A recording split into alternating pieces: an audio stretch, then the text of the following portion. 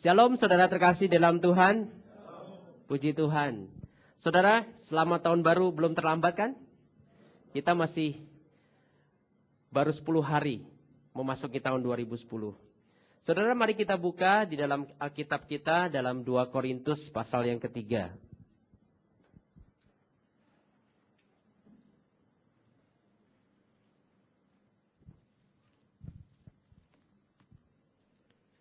Dua Korintus pasal yang ketiga, dimulai di dalam ayat yang ke-10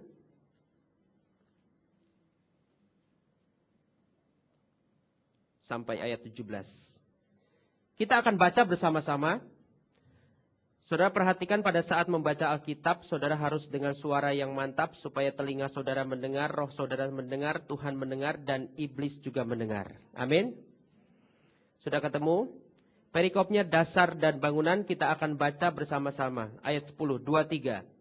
Sesuai dengan kasih karunia Allah yang dianugerahkan kepadaku, aku sebagai seorang ahli bangunan yang cakap telah meletakkan dasar dan orang lain membangun terus di atasnya. Sudah ketemu? 1 Korintus. Salah ya, saya salah menyebut. Maaf. 1 Korintus 3.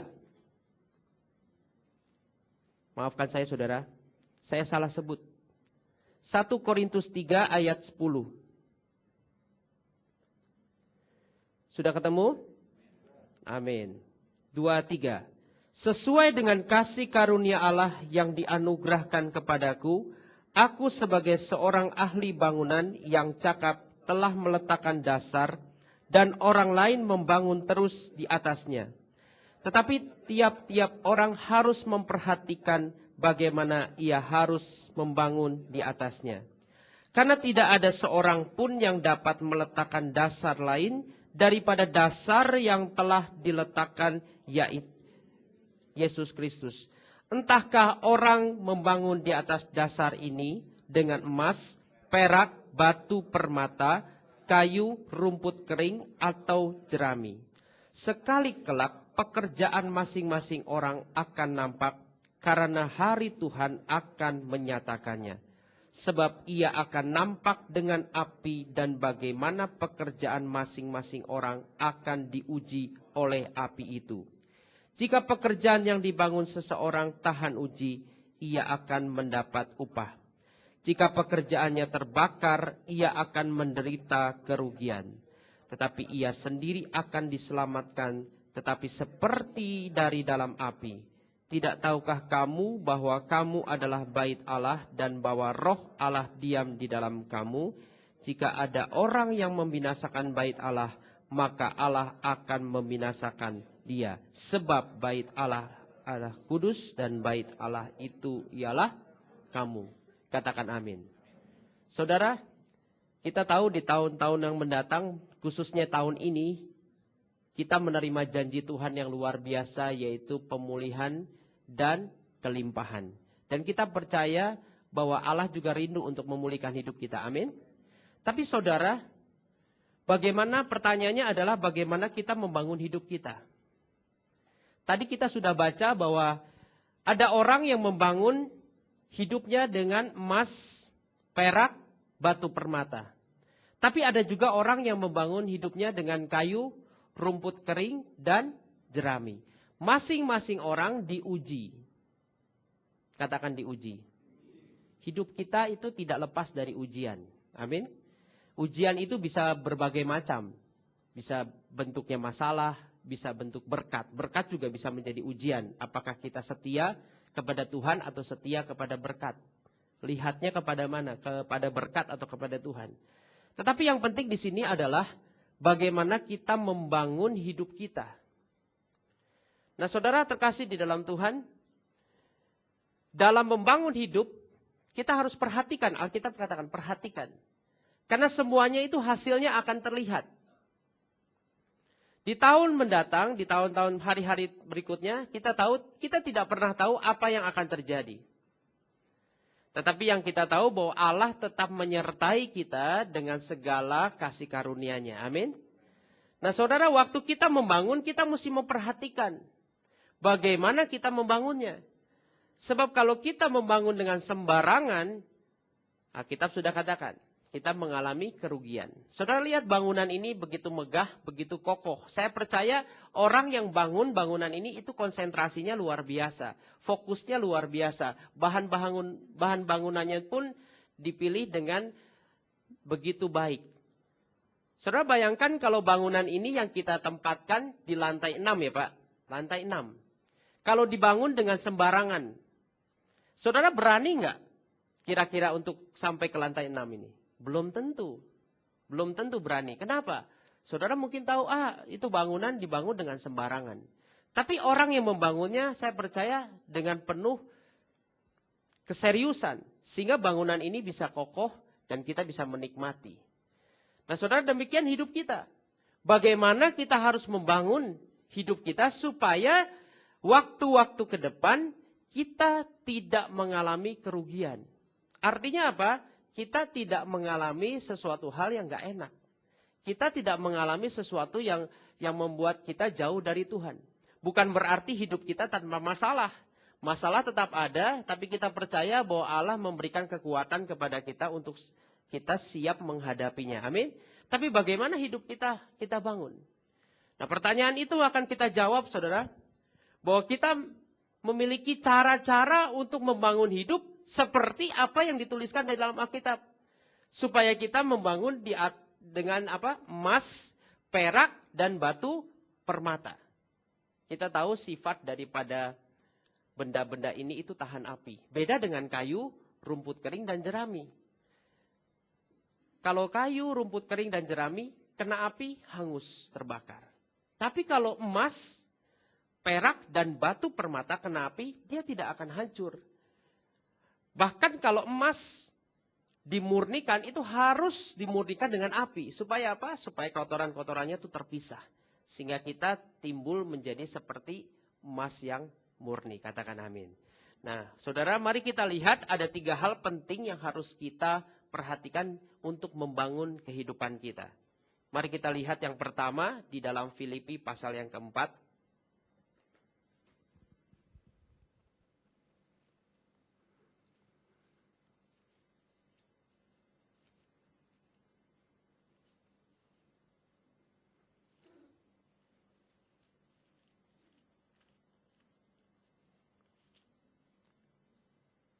Ayat yang ke-8.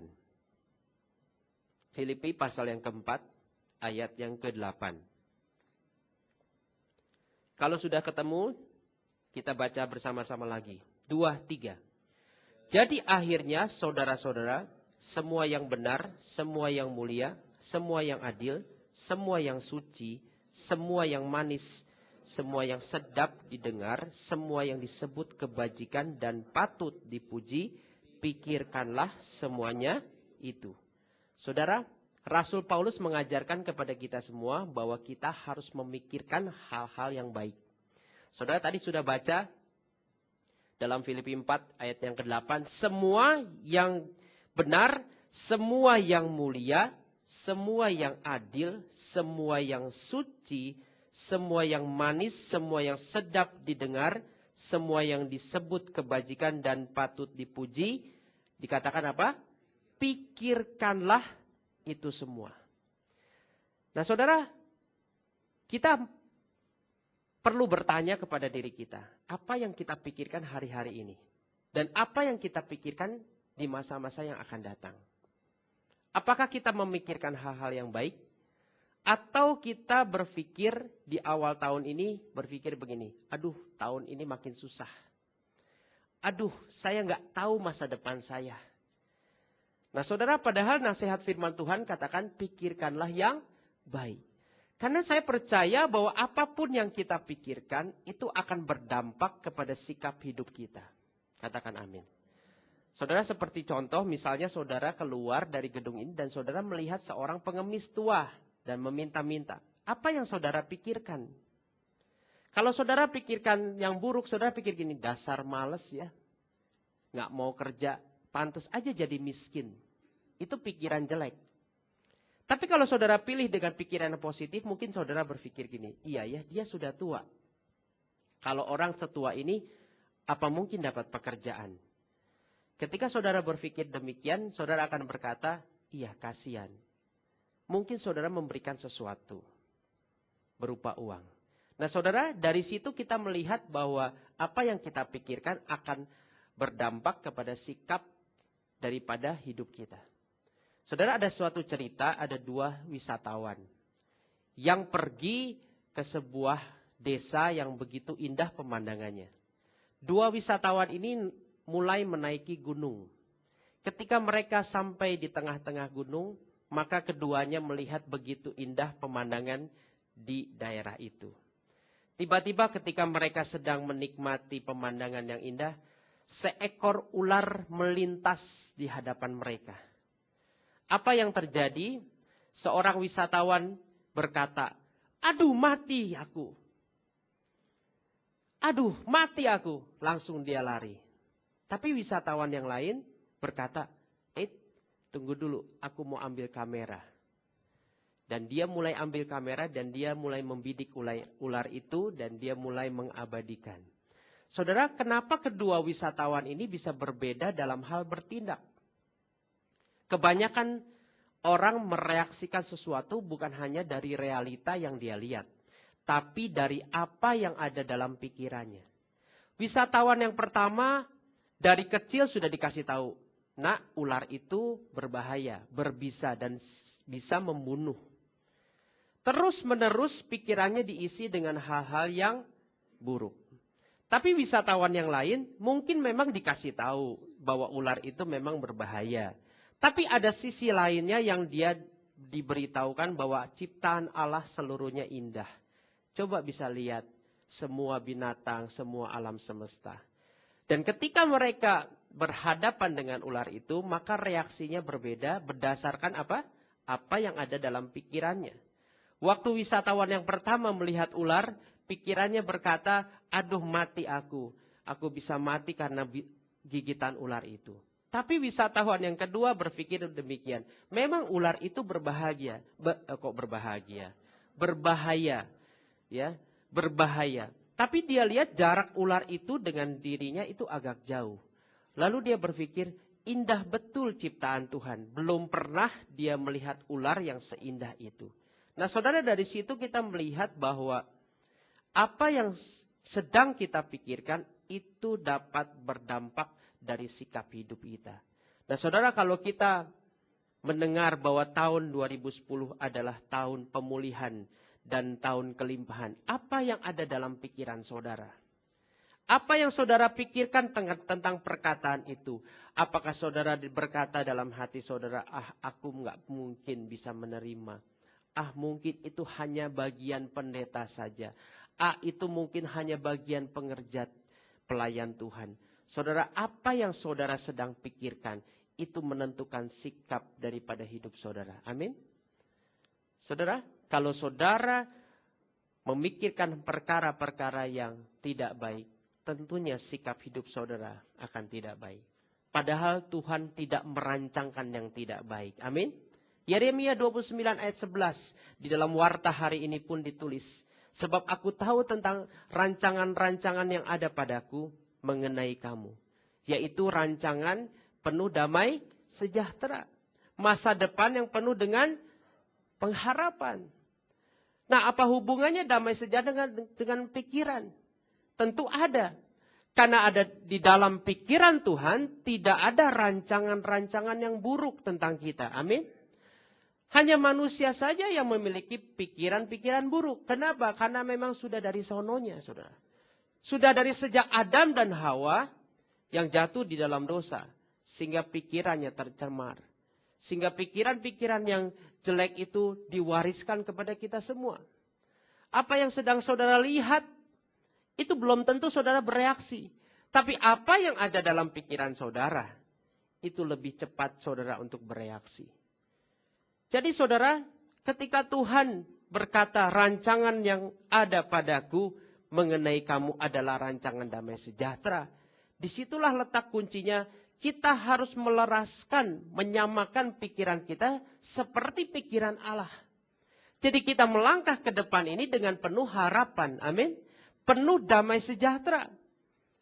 Sekali lagi saya mau tegaskan, hidup sebagai orang Kristen bukan berarti bebas dari masalah. Tapi hidup sebagai orang Kristen adalah hidup di dalam kemenangan untuk mengatasi masalah. Amin. Itu yang kita belajar. Tetapi apa yang sedang kita pikirkan tentang tahun yang penuh berkat ini? Kalau kita berpikir yang buruk, tentu sikap hidup kita akan menjadi buruk.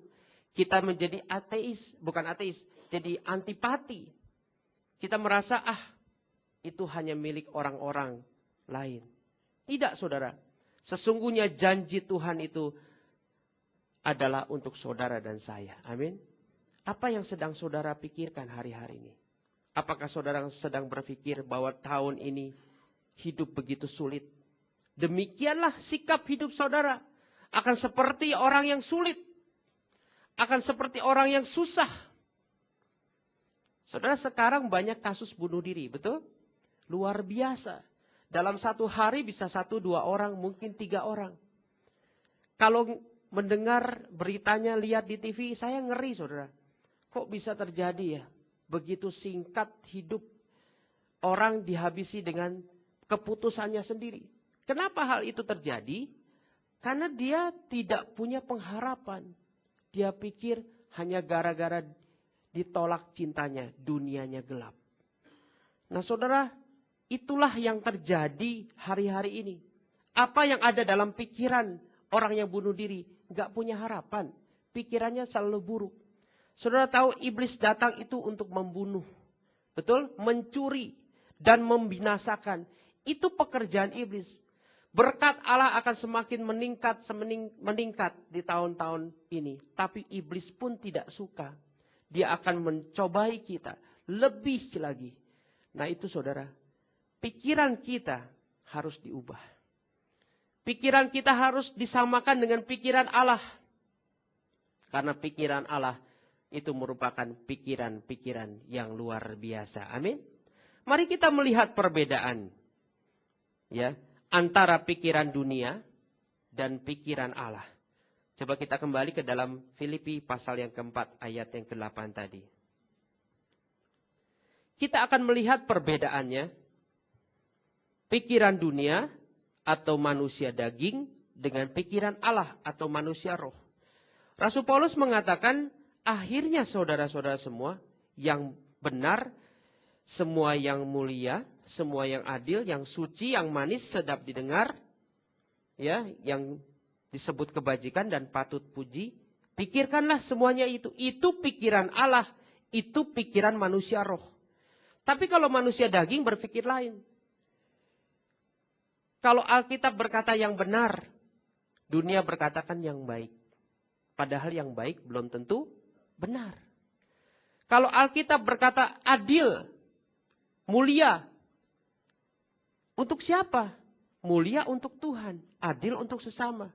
Tapi dunia berkata lain, untuk kepentingan diri sendiri. Mulia untuk siapa? Untuk diri sendiri. Kita lihat perbedaannya. Kalau Alkitab berkata yang suci, suci itu berarti tulus. Tapi dunia itu punya motivasi terselubung, betul nggak? Orang-orang dunia, orang-orang yang hidup dalam kedagingan punya motivasi terselubung. Kok dia baik ya? Pasti punya sesuatu. Curiga dulu. Kalau Alkitab berkata semua yang manis, segala sesuatunya indah. Tapi dunia itu mengecewakan dan pahit, saudara. Itu pikiran dunia. Kalau pikiran Allah, sedap untuk didengar, dipuji. Ya, puji, memuji orang bukan berarti pura-pura, enggak. Kamu baik ya. Bukan pura-pura, bukan ada maunya. Tulus. Tapi kalau pikiran dunia, nah, ada maunya nih. Itu pikiran dunia.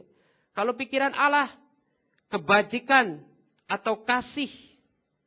Tapi kalau pikiran dunia, ada untung ruginya enggak?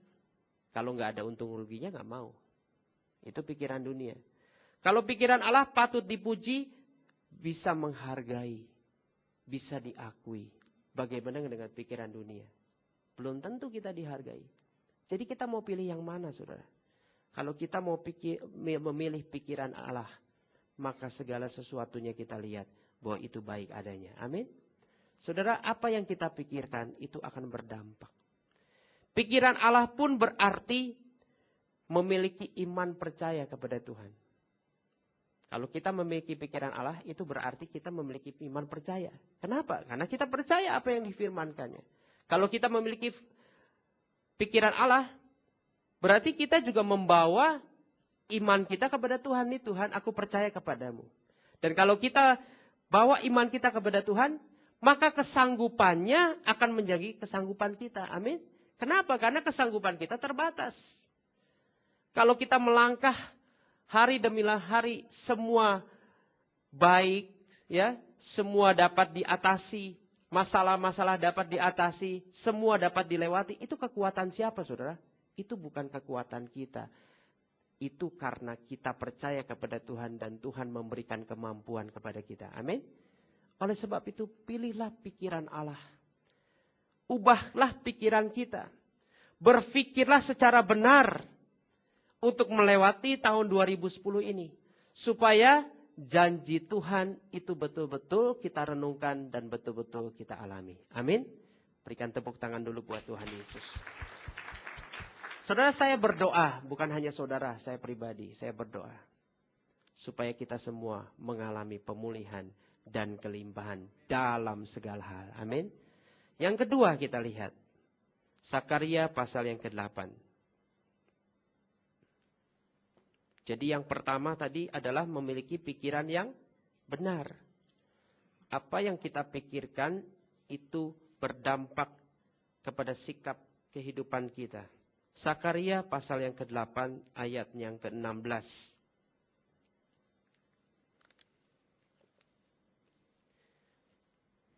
Sudah ketemu? Kita baca bersama-sama ayat 16, Sakaria 8 ayat 16, 2, 3. Inilah hal-hal yang harus kamu lakukan. Berkatalah benar seorang kepada yang lain, dan laksanakanlah hukum yang benar yang mendatangkan damai di pintu-pintu gerbangmu. Hal kedua yang perlu diingat, supaya kita membangun hidup yang benar, adalah jaga perkataan. Katakan jaga perkataan. Saudara tahu dunia ini dan seluruh isinya diciptakan oleh apa? Firman. Firman itu keluar dari mulut Allah. Dan firman itu berkuasa, dan ketika Tuhan menciptakan segala sesuatunya, Tuhan berkata semuanya baik adanya. Kenapa? Karena semua yang diperkatakan oleh Tuhan itu baik. Dan kita tahu bahwa manusia diciptakan serupa dan segambar seperti Allah. Salah satunya apa yang kita perkatakan itu memiliki kuasa. Jadi saudara, bukan hanya pikiran yang berdampak kepada kehidupan kita. Perkataan pun akan berdampak kepada apa yang kita alami. Karena Amsal mengatakan hidup mati dikuasai oleh lidah. Barang siapa yang mau memelihara nyawanya untuk tetap hidup, ia harus menjaga mulutnya. Saudara terkasih di dalam Tuhan, kita akan melihat di dalam satu ayat, Matius 12.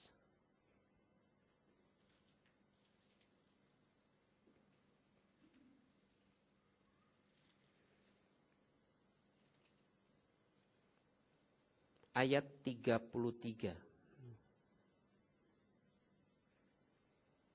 Matius 12 ayat 33. Jikalau suatu pohon kamu katakan baik, maka baik pula buahnya. Jikalau suatu pohon kamu katakan tidak baik, maka tidak baik pula buahnya. Sebab dari buahnya pohon itu dikenal. Lalu kita lanjut ayat 34. Hai kamu keturunan ular beludak, bagaimanakah kamu dapat mengucapkan hal-hal yang baik, sedangkan kamu sendiri jahat? Karena yang diucapkan mulut meluap dari hati. Ayat 35. Orang yang baik mengeluarkan hal-hal yang baik dan pembenaran yang baik, dan orang yang jahat mengeluarkan hal-hal yang jahat dari pembenaran yang jahat. Ayat 36. Tetapi aku berkata kepadamu, setiap kata sia-sia yang diucapkan orang harus dipertanggungjawabkan pada hari penghakiman. Ayat 37, karena menurut ucapanmu engkau akan dibenarkan dan menurut ucapanmu engkau akan dihukum. Saudara bayangkan bahwa misalnya hidup saudara adalah sebuah pohon kehidupan. Dan saudara berkata kepada pohon kehidupan itu, engkau sehat, engkau baik, engkau sejahtera, engkau diberkati, engkau penuh damai sejahtera. Maka dari buahnya akan ketahuan bahwa hidup daripada pohon itu penuh damai sejahtera, penuh berkat, penuh kesehatan, penuh kekuatan dan sebagainya dan sebagainya. Bayangkan kalau misalnya kita balik, perkataan yang keluar kepada pohon kehidupan itu adalah perkataan-perkataan yang buruk. Sakit, miskin, apalagi? Jelek, apalagi? Rusak. Apa jadinya, saudara? Tentu buah daripada pohon kehidupan itu akan rusak. Alkitab berkata bahwa kita banyak melakukan kesalahan dalam hal perkataan. Salah satu alasan kenapa gembala sidang kita selalu menginginkan kita mengucapkan apa yang dijanjikan Tuhan. Supaya apa? Supaya apa yang kita ucapkan itu akan terjadi. Amin. Tentu sesuai iman. Kalau iman berkata, nggak mungkin, percuma kita ucapkan. Karena semua itu dari hati kita. Tapi kalau kita ucapkan, walaupun kita mungkin dalam keadaan sakit. Tapi karena iman kita berkata, aku pasti sembuh, dan kita ucapkan, Tuhan, aku pasti sembuh. Maka itu akan terjadi. Betul? Seperti Tuhan menciptakan dunia ini dengan firman-Nya penuh kuasa. Demikian mulut kita penuh kuasa. Apa yang kita perkatakan, itu akan yang terjadi. Saudara bayangkan di dalam cerita ini, dalam firman Tuhan ini, pohon itu adalah hidup saudara. Apa yang saudara katakan kepada hidup saudara, itu yang akan terjadi. Oleh sebab itu saudara, jangan kita bilang hari sial. Maka hari itu akan sial. Jangan kita berkata kepada anak kita, kamu goblok ya. Maka dia akan menjadi goblok. Kalau itu diperkatakan setiap hari, berarti kita meyakini itu akan terjadi. Saudara, apa yang kita perkatakan itu akan berdampak. Saudara tahu, mungkin saudara pernah dengar, seorang dokter Masaru Emoto dari Jepang. Dia bukan seorang anak Tuhan, tapi dia menyelidiki suatu penyelidikan terhadap air. Air yang diambil dari beberapa sumber, saudara. Lalu air-air itu diperkatakan sebagian dengan kata-kata yang baik. Thank you atau terima kasih dengan kata-kata yang baik. Beberapa air lagi diperkatakan dengan kata-kata yang buruk. Ya. Dengan kata-kata aku benci kamu. Aku bunuh engkau. Dengan kata-kata yang tidak baik. Nah setelah diselidiki saudara, ternyata air itu merespon secara langsung apa yang diperkatakan. Waktu air itu diperkatakan terima kasih, engkau baik, penuh kasih. Maka bentuk daripada kristal-kristal air itu sungguh indah. Tetapi sebaliknya, air yang diperkatakan dengan kata-kata buruk, airnya tidak bisa membentuk kristal. Kalaupun membentuk, kristal itu menjadi rusak. Sadarkah saudara bahwa tubuh kita terdiri dari 80% air? Kadang-kadang kita nggak sadar. 80% air dalam tubuh kita akan menjadi rusak. Apabila setiap hari kita mengatakan, aduh susah ya hidup ini. Aduh aku sial hidup ini. Aku benci dia. Aku nggak suka dia. Nah saudara, apa yang saudara perkatakan itu akan berdampak. Aku nggak bisa sembuh. Aku sakit melulu. Saudara, kalau saudara perkatakan seperti itu, maka jadilah apa yang saudara katakan.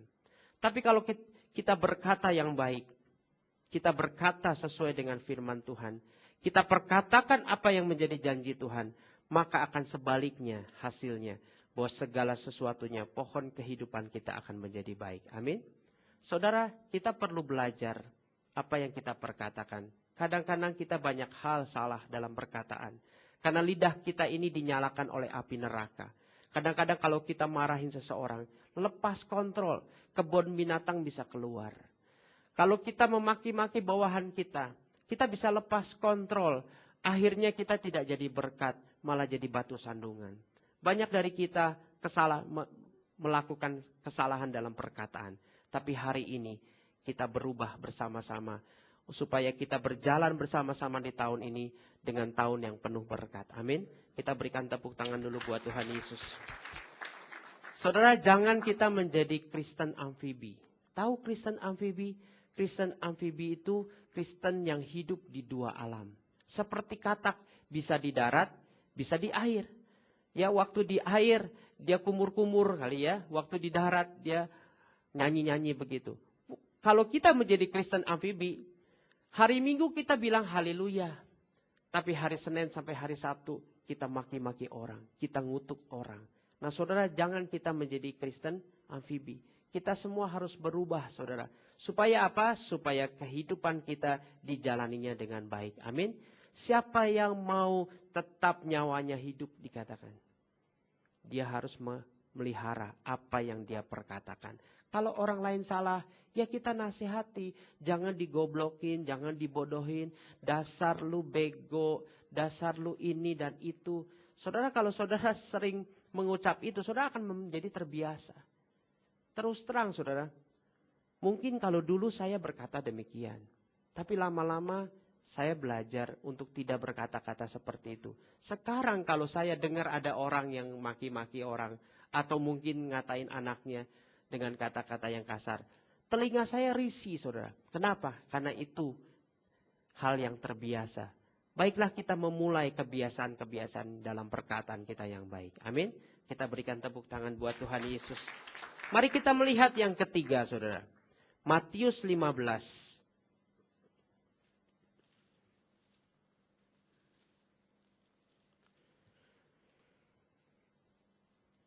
Ayat 18.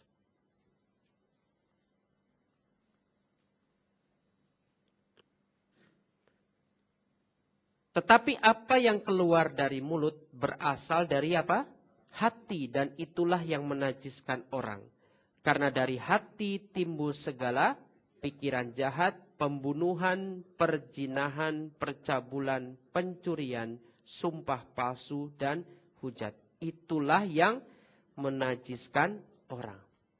Saudara, yang pertama pikiran kita harus diubah untuk supaya kita memikirkan hal-hal sesuai dengan apa yang dipikirkan Tuhan. Amin. Yang kedua, kita menjaga perkataan kita supaya perkataan kita juga selaras dengan perkataan firman Tuhan, bukan perkataan-perkataan yang negatif. Yang ketiga, saudara, semua apa yang kita pikirkan dan perkatakan, semuanya itu berasal dari mana? Hati. Semua berasal dari mana? Hati. Bagaimana dengan suasana hati saudara ketika saudara datang? Mungkin ada orang kesal, ya, disuruh ke gereja pagi-pagi, bangun pagi hari Minggu, habis hujan, itu paling males. Udah habis hujan, enak tidur saudara. Disuruh bangun, ayo ke gereja, hatinya kesal. Waktu saudara punya hati yang kesal, apa yang ada dalam pikiran saudara dan apa yang akan saudara ucapkan? Lambat laun, saudara akan ucapkan. Saudara terkasih dalam Tuhan, kita perlu periksa, minta Tuhan selidiki hati kita. Supaya apa? Hati kita bersih dari segala yang cemar. Memang setiap hari kita dicobai oleh yang jahat. Tapi di samping itu juga Tuhan menguji apa yang ada dalam hati kita. Karena semua yang ada dalam hati kita itu akan meluap. Dalam pikiran kita, dalam perkataan kita. Apakah hati kita menyimpan kebencian? Lepaskan pengampunan. Karena ini kita masuk dalam tahun yang baru, pemulihan. Amin. Orang-orang yang pernah menyakiti kita di tahun-tahun yang lalu, lepaskan pengampunan. Jangan ingat-ingat lagi masa lalu. Sebab kita masuk di dalam tahun pemulihan. Bagaimana kita bilang kita mau dipulihkan, tapi kita tidak bisa melepaskan pengampunan. Amin. Kalau hati kita penuh dengan sakit hati, penuh dengan kebencian, kekecewaan, iri hati, dan kesombongan. Bagaimana kita bisa menerima kelimpahan? Bagaimana kita bisa menerima pemulihan? Ini waktunya saudara, supaya firman Tuhan itu betul-betul digenapi dalam hidup saudara dan saya. Amin.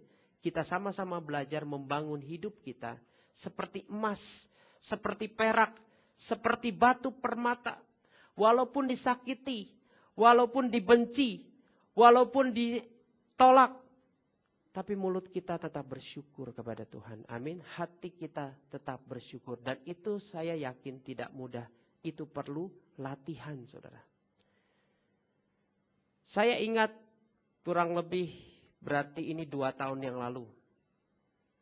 Mobil saya pernah dibongkar oleh maling dan radio tape AC semua jadi bolong, saudara. Itu tanggal 2 Januari.